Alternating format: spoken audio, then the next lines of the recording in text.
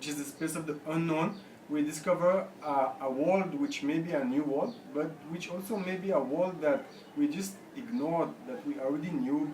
It was already part of our environment and consciousness.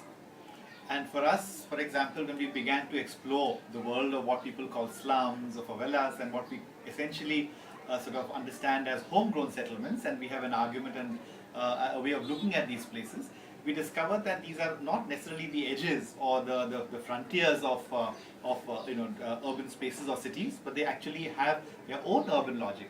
They have their own their own defining reality, which we need to understand. At the end of the day, the edge is a perspective, right? It's another perspective that we can have on things. If we say that Chile is at the end of the world, it's only because we think of the world being centered around Europe, or maybe the US. So it's just about rethinking our point of view. In fact, a lot of adventurers and voyagers, when they have been traveling and they supposedly discovered new places, they also, in a sense, discovered themselves in many ways. They understood themselves better. They also understood the fact that there are all kinds of histories which existed in places which they didn't know of.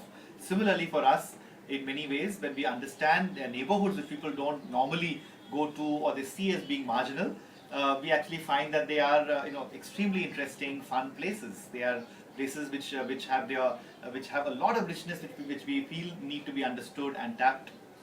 Yeah, ultimately, when we think about the edge, when we think about the end of something, it's also because we're formatted into thinking about it in a certain way. So sometimes it's just enough to get out of the format, to break the mold, in order to see what could be the edge.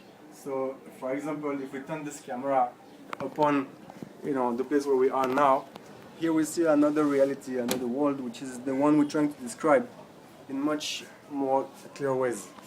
So this is sometimes just breaking the format is enough for cutting and finding the edge.